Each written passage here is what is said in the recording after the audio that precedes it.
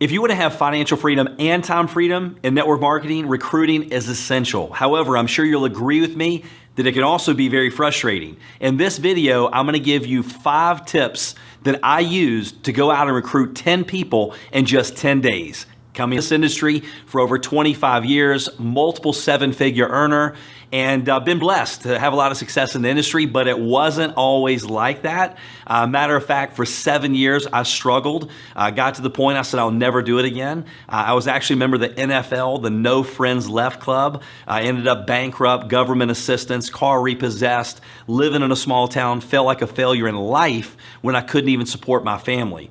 But very thankful that I had the right mentors that came into my life that taught me exactly what to do, that have led me to hundreds of recruits in this industry, personal recruits. And today I'm going to share with you 5 tips on what I did when I actually went out and recruited 10 people in just 10 days. So let's start with number 1. Number 1, it's understanding that recruiting is a process. It's not an event. Okay, this is a relationship business. So you're not gonna go out and go, look, I wanna recruit 10 people the next 10 days. You've gotta give it some time, because right now we're getting paid on what we did 90 days ago.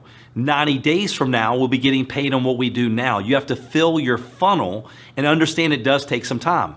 And if you think about a garden, we don't go out, you wouldn't plant a garden today and then show back up tomorrow and go, where's my harvest? Right? That would be silly. We know we have to plant the seeds, and we know that if we plant a few seeds, at the least, we're only going to get a few crops. Or you can plant a lot of seeds, you're still going to lose some, but you're going to have a bigger harvest. You cultivate the ground, you water the seeds, then you reap your harvest. The same thing happens when it comes to network marketing, when it comes to recruiting. You have to plant your seeds, you have to water your seeds, but it is a relationship. It does take some time. What you want your prospect to actually recruit themselves when the timing is right.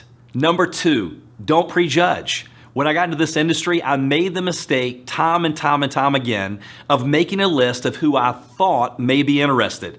Doesn't work. People that I thought would be interested were not. Then there were people I go, no way, they would never be interested, they were.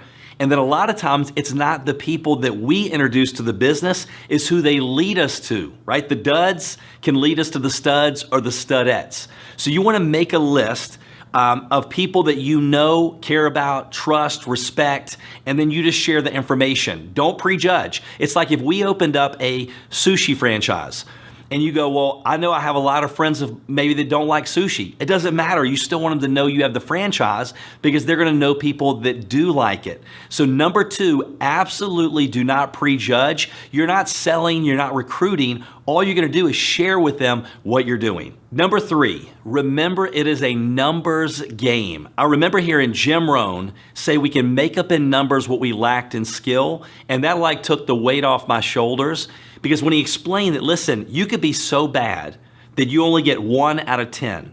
And maybe we have someone else that is so good, they get 9 out of 10 people they talk to. We can still beat them. They go talk to 10 people, they get 9. We talk to 100, we get 10. So it is a numbers game. So when I went through that recruiting run and I went out and I go, look, I'm gonna go out and recruit and take my business to the next level. Anytime I do this, I understand it's just numbers.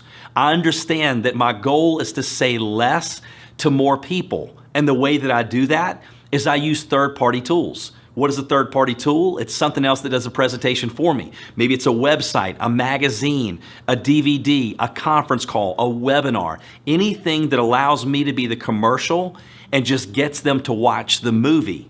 So let's say when I was going through that recruiting run, or now when I go through a recruiting run, I only get 1 out of 10 people. And your numbers, you'll learn your numbers, and your numbers will get better over a period of time. But let's say I'm only getting 1 out of 10. That means that I need 100 people to review information to get those 10 recruits. So maybe I'm calling 40, 50 people to get 10 commitments. And then once I get back with those people and I go through the process, I'm getting 1 out of 10. So it's very simple. Once you learn your numbers, it's just a matter of how fast you really want to move. But when going through the numbers game, a couple points that I like for you to remember: it is a numbers game. Third party is always better than first party. Okay, you want to take the pressure off of you. Say less to more people. Instead of us begging that one friend that we know needs it for 30 minutes, but they don't want it, Why not spend 3 minutes with 10 people and look for the one that is looking, that says, look, thank God you gave this to me. What took you so long? Where have you been? Okay, so you're say less to more people. Amateurs convince, professionals sort. So if you're going to go on a recruiting run to go build your business, you don't really have time to convince anyone. So those are some of the key tips when I was going on my run. Understanding it is a numbers game. And the more numbers you work, the better you're going to be. You're going to get into a rhythm, and then you're also filling your funnel. So as you continue to fill that funnel, what's going to happen is you're always going to have people that are calling you up going, listen, I want to become a customer, I want to join your business, or they want to do both. But it is a numbers game. Number 4, as you're going through the numbers, remember the fortune is in the immediate follow-up. You've got to have a sense of urgency. You have to strike while the iron is hot, while their emotions are still involved. So if I'm talking to you and I go, listen, I'm excited about something, I'd love for you to take a look at it. It may or may not be for you. Okay, whatever you're saying to those people, maybe I'm listening to what you're saying, which is key. And you go, I would love more time with my family. I cannot stand my job. I would love to retire my spouse. We want to change zip codes. I want to give more to my church or charity. All I do is I just listen and I remind you of what you said and go, were you serious when you said you wanted more time with your family, or were you joking?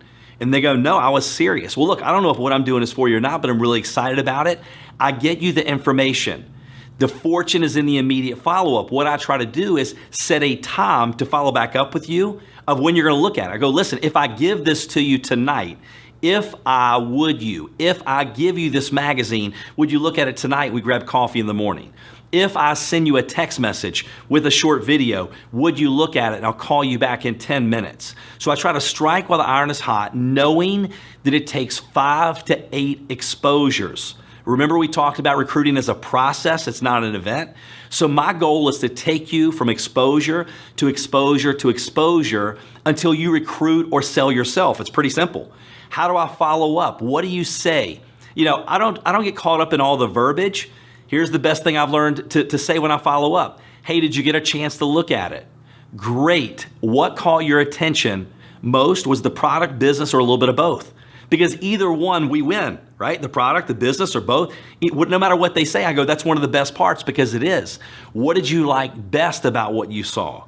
I don't say, what do you think? That's like saying, what do you think about the election? What do you think about this?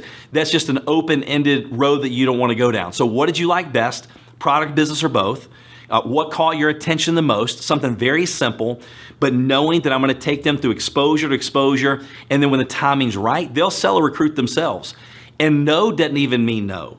I've had people go, no, I'm not interested.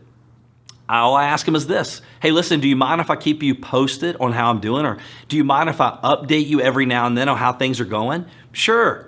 6 months later, maybe they had a pay raise, they love their job, life is great. 6 months later, they got a pay cut, they have a new manager they can't stand, they want to put their kids in a private school. No doesn't mean no, it means not now. So as you're going through the exposure process, as you're going through the numbers, I never take them off my list unless they make me mad or I don't want to work with them, right? I used to want to try to get people in my business. Now I decide if I want to let people in my business, and I continue to follow up, take them from exposure to exposure until they recruit or sell themselves. Hope that makes sense. The fortune is in the immediate follow-up. And last but not least, tip number 5, work with the willing. One thing, if you're going on a recruiting run, you're ready to take your business to the next level, you're ready to explode out of the mud. That's the great thing about this industry. No matter where you are right now, you could have been in your company for 2 years, 3 years, it doesn't matter. And you go, listen, on this day, I saw this video and something clicked. And let me tell you what happened the next 90 days. But when I was going through that, when I do go through that now, I'm working with the willing. You work with the willing. Some will, some won't, so what? Next, somebody else is waiting. It's easier to run with 1,000 people than drag one dead body, right? It's easier to give birth than raise the dead. Don't look back unless you want to go that way. So you're going through the numbers, you're following up, and then you're locking arms and you're walking with the walkers and you're running with the runners. So those are 5 key tips. Some of you may say, that is so simple. How could he go out there and do those simple things? Because it is simple.